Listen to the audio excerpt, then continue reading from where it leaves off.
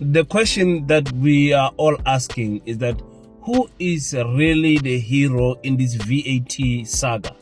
Every political party is going to claim the victory.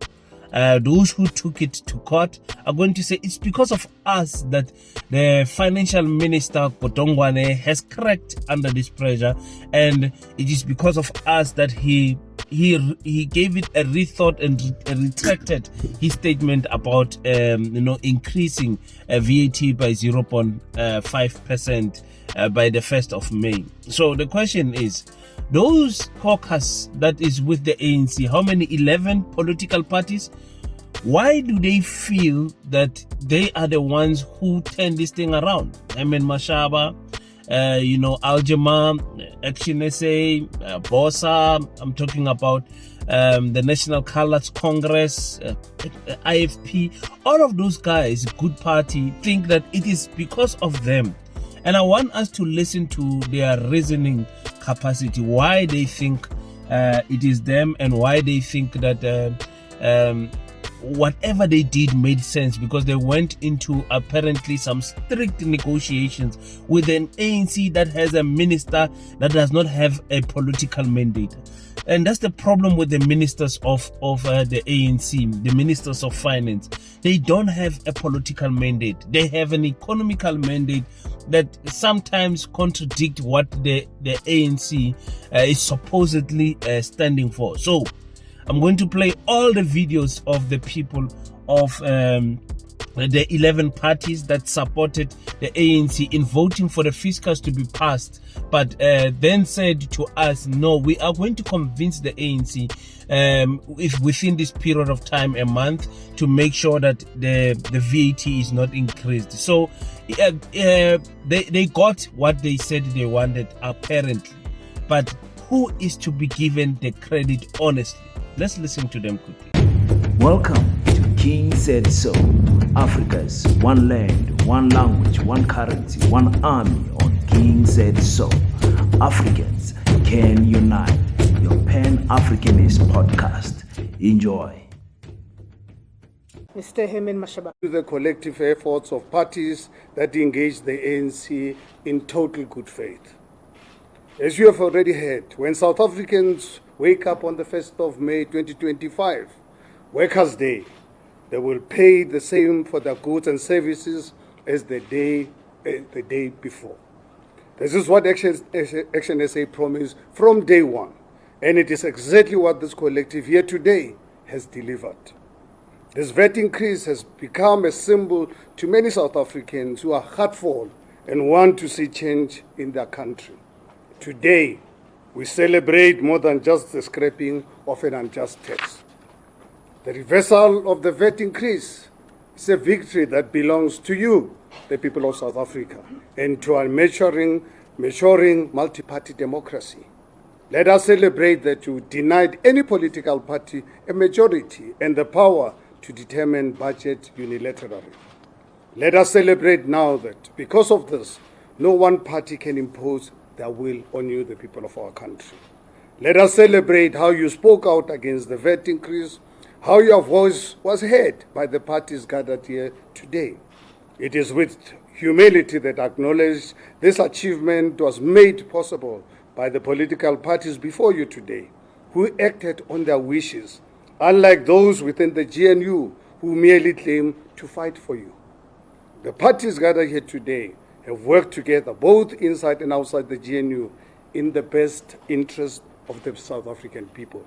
However, as the president of Actionsa, let me share our unique perspective and role in shaping of this event. As you know, Actionsa is not a member of the GNU. We respectfully decline the invitation in favor of being a constructive opposition. We said then, as we say now, that Actionsa will lend its support to the government when doing so to serve South Africans without holding that back. And we said that would be the point of opposition spear when a tough opposition is required. Over time, Actionsa has become increasingly concerned about the unprecedented budget crisis that has developed under the GNU. Even from the opposition benches, It was clear that our national budget was being held hostage by certain parties within the GNU to negotiate about matters that had absolutely nothing to do with the budget. Actionsa respect the rights of parties in the GNU to negotiate.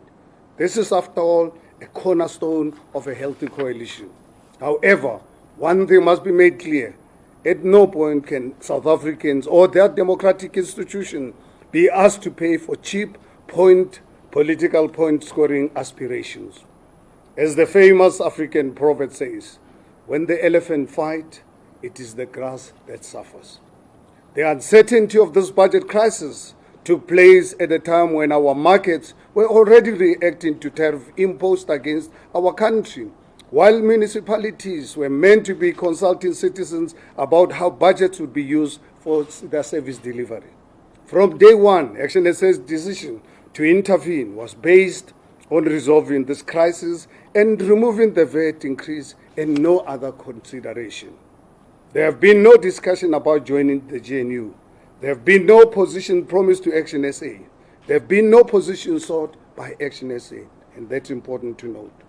When engaged by the ANC's negotiating team, Actionsa agreed to end the budget crisis by supporting the fiscal framework in Parliament with a strict condition that the VAT increase must be removed.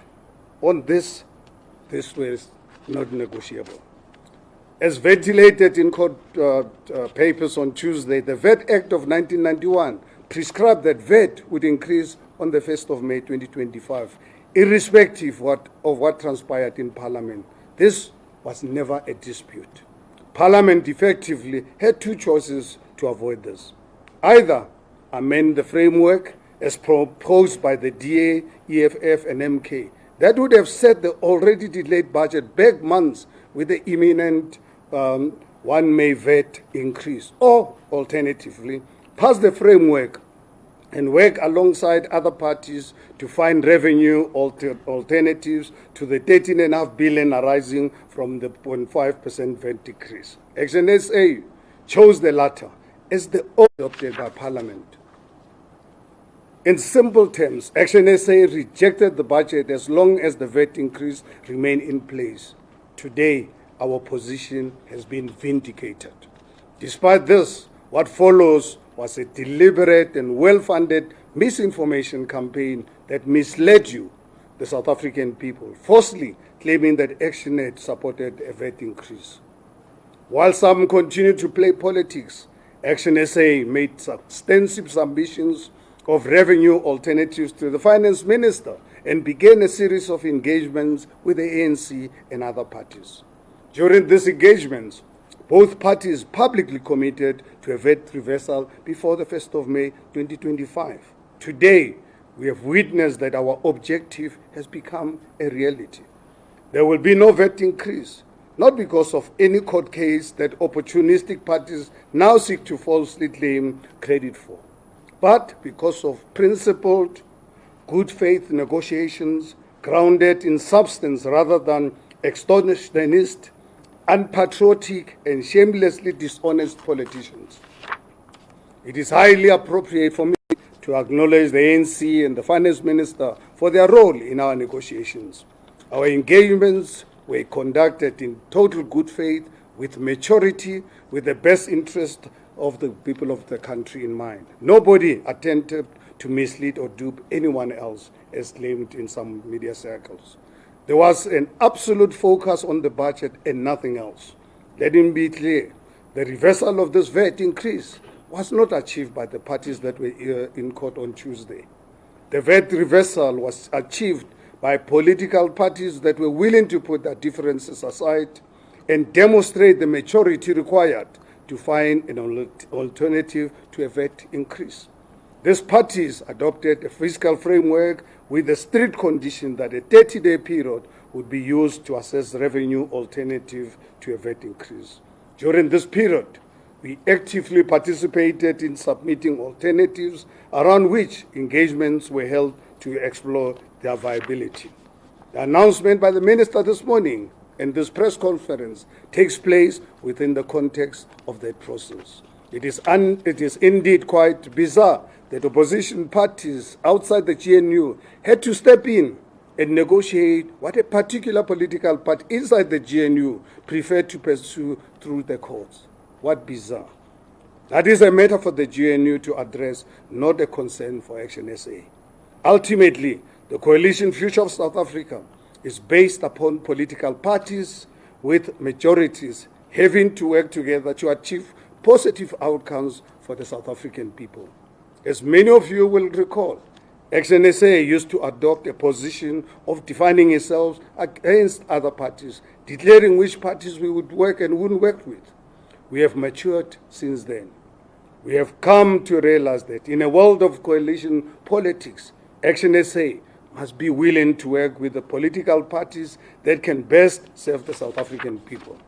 Look no further for the benefits of this approach than in our capital city of Tshwane, where Dr. Nasipi Moya and the multi-party coalition government she leads are turning a city that has failed over many years. Look no further than the fact that VAT will not increase on the 1st of May. We made this commitment and we have delivered on it. The reality is that Action SA has achieved more with the 6 seats outside the GNU than much larger parties that have achieved while fighting their own government at the expense of the South African people. Ladies and gentlemen, many of you will know that my grandfather played a critical role and significant role in my upbringing following the death of my father when I was just 2 years old. You have likely heard me share this many times, how he taught me to listen what people say, but to trust what they actually do. It is in the spirit that I can now account to the South African people. First, Action SA stood unwavering in its opposition to the VAT increase from the moment it was announced. Second, Action SA made a commitment to the South African people against all odds that would work to stop VAT increase on the 1st of May. Working with these parties, Action SA has delivered on this commitment. And I'd really like to thank the South African people who were prepared to listen to reason than really listen to sensation. Thank you very much.